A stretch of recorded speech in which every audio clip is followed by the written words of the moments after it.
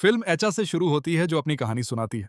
वह बताती है कि हर रात वह एक ही सपना देखती है जिसमें एक शानदार हवेली होती है जहां एक रहस्यमय आदमी उसकी ओर आता है और हर रात थोड़ा और करीब आता है। लेकिन उसकी खूबसूरती के पीछे कुछ डरावना भी छिपा होता है। जल्द ही हमें एहसास होता है कि यह सिर्फ एक सपना नहीं था। असली दुनिया में एक शैतानी शक्ति एचा के घर में छिपी हुई होती है और उसे देख रही होती है और उसे कंट्रोल कर रही होती है। अब यह साफ हो जाता है कि एचा किसी के कंट्रोल में होती है और वो एक डेविल होता है और उसने उसकी जिंदगी पर अपनी परछाई डाल दी थी और वह धीरे धीरे उसकी पकड़ में जा रही थी। उस रात एचा सपने से जागती है, अजीब तरह से खुशी और सुकून महसूस करते हुए। उसका दिल अब भी उस भ्रम के असर से धड़क रहा होता है। तभी उसका असली पति एरियल फिर से देर से घर आता है। उसकी खुशी तुरंत खत्म हो जाती है और उसका चेहरा ठंडा हो जाता है और वह गुस्से में कहती है, आजकल तुम हमेशा देर से आते हो। जब एरियल अपनी चीजें रखने की कोशिश करता है और उसे और नाराज ना करने की कोशिश करता है, तभी हमें दिखता है कि वह नहीं बल्कि एक शैतानी हाथ चीजों को इधर उधर फेंक रहा है और एरियल की कोशिशों को बिगाड़ रहा है। अगली सुबह एचा थकी हुई काम पर जाती है। दोपहर में वह अपनी दोस्त को अपनी बात बताती है और कहती है, एरियल बदल गया है, उसे अब कोई परवाह नहीं है। वह मुझे वैसे भी नहीं देखता जैसे पहले देखता था। उसकी दोस्त ध्यान से सुनती है और धीरे से जवाब देती है, शायद वह भी तुम्हारे बारे में ऐसा ही महसूस करता हो।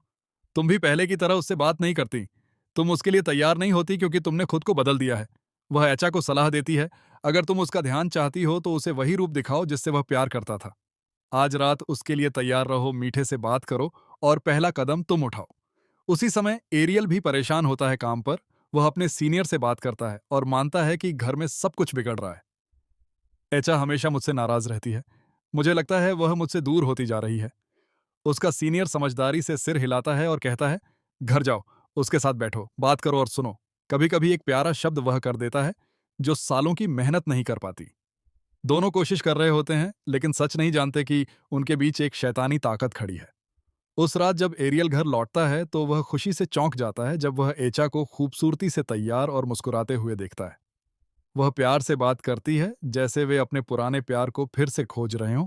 शाम हंसी और रोमांस में बीतती है, लेकिन परछाइयों में छिपा दानव उन्हें ध्यान से देख रहा होता है। बाद में जब एचा सो जाती है, वह फिर से उसी सपने में पहुंच जाती है। वही हवेली, वही आदमी, लेकिन इस बार उसके चेहरे पर गुस्सा होता है और वह गुर्राता है, तुम मेरे से बच नहीं सकती। एचा डर के मारे जाग जाती है और उसका दिल तेजी से धड़कता है। लेकिन जो उसे और ज्यादा डराता है वह वही फूल होता है जो उस आदमी ने सपने में उसके पेट पर रखा था और वह अब उसके बिस्तर पर पड़ा होता है। वह शॉक हो जाती है।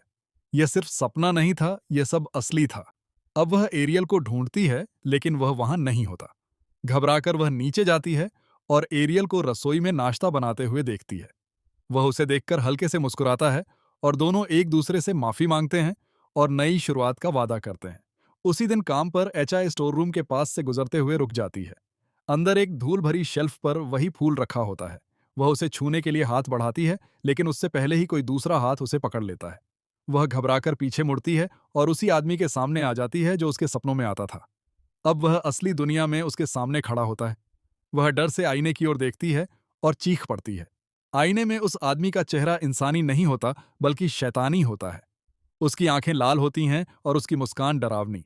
डर के मारे एचा वॉशरूम में भागती है और जोर से उल्टी करती है। उसकी दोस्त वहां आ जाती है लेकिन जब वह उल्टी को देखती है तो डर जाती है, उसमें खून और कीड़े होते हैं। अब वो कुछ नहीं कहती और चुपचाप वहां से चली जाती है। बाद में उसी शाम एचा अपनी बहन से मिलती है। उनकी बातचीत से एक दर्दनाक सच्चाई सामने आती है।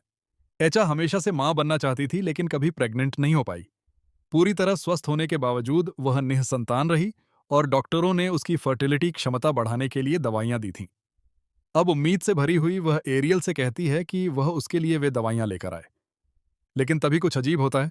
जब एरियल एक खाली बिल्डिंग से गुजर रहा होता है, उसे ऐसा लगता है जैसे एचा उसके आगे चल रही हो। वह उलझन में उसे पुकारता है लेकिन वह दौड़ने लगती है। एरियल उसका पीछा करता है और जो वह देखता है वह उसे वहीं शॉक कर देता है।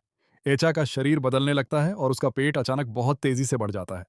वह अचानक प्रेग्नेंट हो जाती है और जोर से चीखते हुए वह वहीं एक बच्चे को जन्म देती है, लेकिन वह बच्चा इंसान का नहीं होता। वह एक भयानक डेविल होता है जिसकी त्वचा काले रंग की होती है। यह देखकर एरियल डर के मारे भाग जाता है और बिल्डिंग के एंट्रेंस पर अपने सीनियर से टकरा जाता है। वह घबराकर कहता है, वह आ रही है और उसके साथ एक बच्चा भी है जो डेविल है। लेकिन जब वह पीछे मुड़कर देखता है तो वहां कुछ भी नहीं होता। ना कोई बच्चा, ना एचा। उसका सीनियर उसे शांत करने की कोशिश करता है और उसे घर भेज देता है। घर पहुंचने पर एरियल एचा को पूरी तरह नॉर्मल पाता है। वह मुस्कुरा रही होती है और खाने के बारे में पूछ रही होती है, लेकिन एरियल अब उससे दूरी बनाए हुए होता है और शक में डूबा हुआ। वह उससे कहता है कि सुबह एक हेल्थ केयर नर्स आएगी और फिर वह सोने चला जाता है, उन डरावनी यादों से परेशान जो उसने देखी थीं। अगली सुबह नर्स आती है।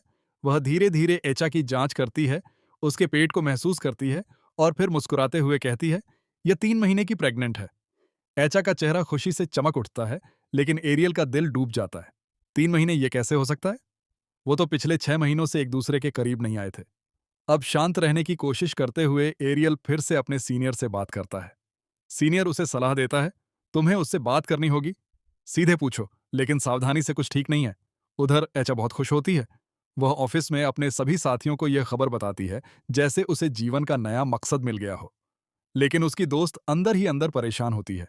वह पिछले दिन की घटना नहीं भूल पा रही थी, एचा की उल्टी में खून और कीड़े। फिर भी एचा सभी चेतावनियों को नजरअंदाज कर देती है। उसी दिन एरियल अपनी बिल्डिंग के अंडरग्राउंड पार्किंग में जाता है। जब वह गाड़ियों के पास से गुजर रहा होता है तो उसे एक कार के अंदर से बच्चे के रोने की हल्की आवाज सुनाई देती है। वह उलझन में टॉर्च से अंदर झांकता है तो कार के अंदर वही शैतानी बच्चा होता है, वही भयानक प्राणी जिसे उसने पहले देखा था। उसकी आंखें एरियल से मिलती हैं और वह मुस्कुराता है। यह देखकर एरियल डर के मारे भाग जाता है। घर पहुंचकर एरियल एचा का फोन चेक करता है क्योंकि अब उसे उस पर शक होने लगा है। उसे फोन में एक लड़के के साथ चैट मिलती है।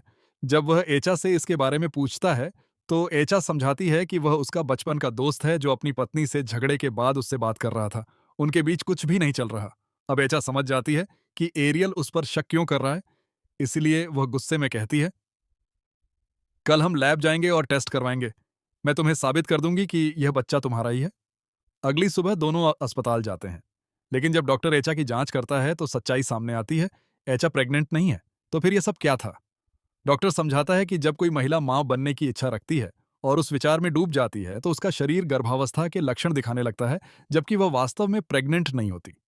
ये एक मनोवैज्ञानिक स्थिति होती है। हेल्थ केयर नर्स ने भी सिर्फ शरीर के लक्षण देखकर यह मान लिया था कि वह गर्भवती है, लेकिन असल में ऐसा नहीं था। ये सब सुनकर एचा और भी ज्यादा परेशान हो जाती है और एरियल को अपने शक पर बहुत शर्म महसूस होती है। अब परेशान होकर एचा अपनी दोस्त के पास जाती है और सब कुछ बताती है। उसकी दोस्त कहती है, तुम्हारे साथ जो हो रहा है वह नॉर्मल नहीं है। इसीलिए वह एचा को अपने गुरु जैनी के पास ले जाती है।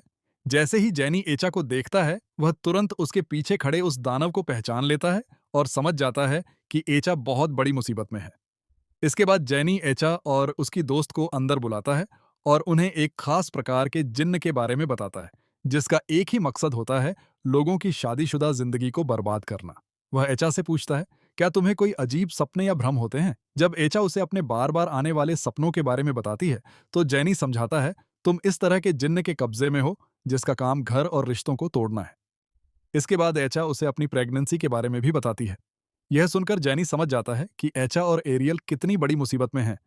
इसलिए वह उनकी मदद करने के लिए तैयार हो जाता है और एचा का झाड़ फूंक शुरू होता है। लेकिन यह जिन्न बहुत शक्तिशाली था। झाड़ फूंक के दौरान वह एचा के शरीर में प्रवेश कर जाता है और डरावनी आवाज में बोलता है कि वे उसे एचा से अलग नहीं कर सकते, क्योंकि दूसरी दुनिया में एचा की शादी उसी जिन्न से हो चुकी है। इसके बाद जिन्न एचा के शरीर से बाहर निकल जाता है और उसे भयंकर दर्द होता है। जैनी एरियल से कहता है कि यह जिन्न इसी तरह लोगों की जिंदगी बर्बाद करता है और इसे खत्म करना बहुत जरूरी है। इसके लिए वह उन्हें कुछ मंत्र सिखाता है जिन्हें उन्हें हर दिन पढ़ना होता है। वे दोनों 14 दिनों तक लगातार उन मंत्रों को पढ़ते हैं और धीरे धीरे उनकी जिंदगी पहले से ज्यादा नॉर्मल होने लगती है। उन मंत्रों के कारण एचा के डरावने सपने भी बंद हो जाते हैं। लेकिन एक दिन एरियल एचा से कहता है कि उसे काम के सिलसिले में शहर से बाहर जाना पड़ेगा। वह एचा को इस हालत में अकेला छोड़ना नहीं चाहता था, लेकिन उसका जाना जरूरी था क्योंकि वहां उसे बहुत पैसे मिलने वाले थे, जिससे उनकी आर्थिक समस्याएं खत्म हो जाती। एचा उसे जाने के लिए कहती है और उसे भरोसा दिलाती है कि वह अपना ख्याल रखेगी। एरियल के जाने के बाद एचा वही मंत्र पढ़ती है और सो जाती है। लेकिन उस रात एक अजीब मौजूदगी फिर से उसके घर लौट आती है। वह जिन्न वापस आ चुका था और एरियल के दूर होने का फायदा उठाना चाहता था। अगली सुबह जब एचा काम पर जाती है तो वह देखती है कि उसके सभी साथियों की आंखें बदल चुकी हैं। वे डरावने तरीके से उसकी ओर बढ़ने लगते हैं और रहस्यमयी आवाज में कहते हैं, एचा तुम मुझे छोड़ नहीं सकती। यह देखकर एचा बहुत डर जाती है।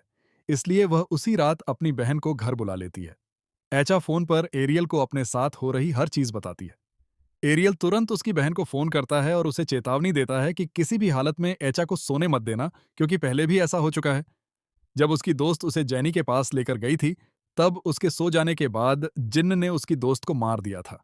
अब अगर एचा सो गई तो जिन्न उन दोनों पर हमला कर सकता था। उसकी बहन उसे बातों में उलझाए रखती है, लेकिन बातचीत के दौरान एचा इतनी गहरी नींद में चली जाती है कि वह खुद को रोक नहीं पाती। उसकी बहन उसे जोर जोर से हिलाकर जगाने की कोशिश करती है, लेकिन तभी अचानक जिन्न उस पर हमला कर देता है।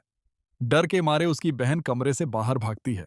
तभी एक अजीब शक्ति उसे हवा में उठाकर दीवार पर जोर से पटक देती है, जिससे वह वहीं बेहोश हो जाती है। कुछ देर बाद जब एचा थोड़ी देर के लिए जागती है, तो वह देखती है कि उसका पेट फिर से सूज गया है और उसे तेज दर्द हो रहा है।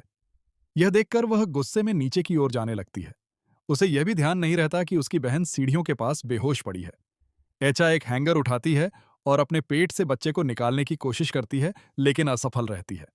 तभी एरियल वापस आता है और एचा को बहुत खराब हालत में पाता है। वह उसकी बहन को होश में लाता है और तुरंत एचा को जैनी के पास ले जाता है, जहां पहले से ही कई लोग मौजूद होते हैं। यहाँ एचा का अंतिम झाड़ फूंक शुरू होता है। बहुत सारे लोग मिलकर मंत्र पढ़ रहे होते हैं और एचा के सपने के अंदर हमें एक दूसरी दुनिया दिखाई देती है, जिन्नों की दुनिया। उस दुनिया में भी एचा को बाहर से पढ़े जा रहे मंत्र सुनाई देते हैं और वह उनकी मदद से वहां से निकलना चाहती है। लेकिन तभी जिन्न उसके सामने आ जाता है और कहता है, तुम मेरी दुनिया से बाहर नहीं जा सकती। एचा डर जाती है और भागने लगती है। उसके भागने से जिन्न गुस्से में आ जाता है और अचानक उसके पीछे आकर उसे पकड़ लेता है। जैसे ही वह उसे उस दुनिया में पकड़ता है, असली दुनिया में एचा पूरी तरह से उसके कब्जे में आ जाती है। वह बिस्तर से उठकर हवा में उठ जाती है और उसकी आंखें शैतानी हो जाती हैं और वह जोर जोर से हंसने लगती है। मंत्र पढ़ रहे लोग और जोर से पढ़ने लगते हैं, जिससे जिन्न को बहुत दर्द होता है। जिन्न जैनी को डराने की कोशिश करता है, लेकिन जैनी बिल्कुल नहीं डरता। धीरे धीरे जिन्न कमजोर होने लगता है और एचा पर उसकी पकड़ ढीली पड़ने लगती है।